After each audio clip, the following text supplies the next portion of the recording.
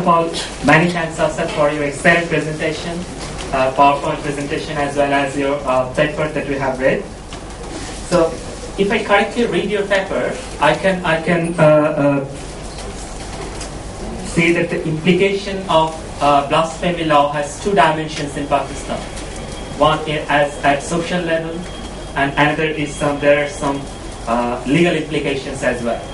So if I first tell about the social reaction, you referred that when an accused is taken to the court, there are huge number of mob outside the court who are chanting and demanding the execution or punishment of the accused.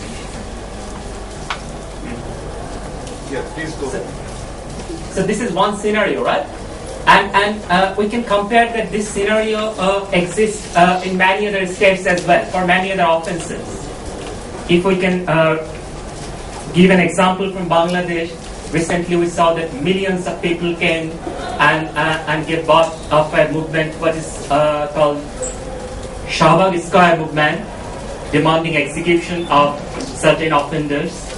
We can recall the Delhi rape case incident and the public reaction.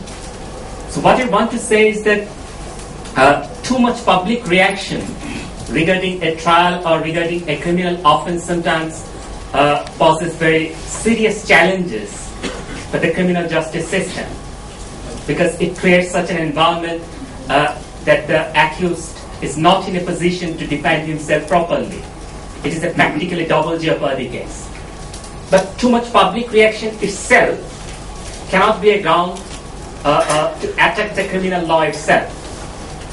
And at the same time, sometimes the criminalization of certain offences which give birth to serious public reaction is beneficial in the sense that some accused can be saved from mob justice.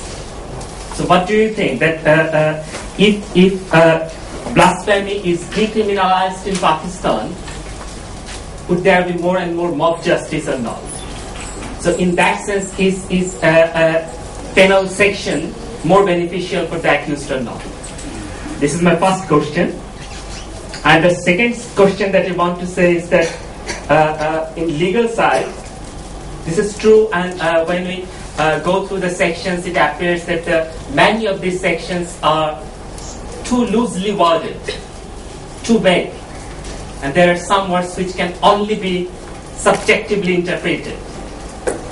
But I must say that this is true for many other offences of the penal code of Bangladesh, India, or Pakistan. We spoke about delayed trial and delaying tactics of the prosecution. We spoke about punishment by the trial courts and one or two punishment confirmation by the High Court division when there was not solid evidence, as you claim. We spoke about denial of bail. I have written. I haven't spoken about it. Sorry? The paper that you have got is slightly more detailed. Yeah. I haven't referred to these things in my presentation. I went through in detail. Okay. So what I want to say is that is it something unique with blasphemy laws, or are these the common happening in many other offences of India, Bangladesh, and Pakistan? So do you have any specific study showing that denial of bail in ordinary cases and denial of bail in blasphemy cases? Did you have any comparative serious study? And if there is any study showing that yes, in case of blasphemy laws, the accused are readily denied bail, in that case, what should be the strategy from the point of view of advocacy against the arbitrary denial of bail or against the law itself? This is my another question. And the last question, last comment. You repeatedly said that there is no consensus about Islamic injunction, about what constitutes Islamic injunction. But I really couldn't understand this proposition, because if we speak from a jurisprudential point of view throughout the whole world, you will see there is even no consensus on what is law. Right? But that is not a point against the law itself. Okay, thank you.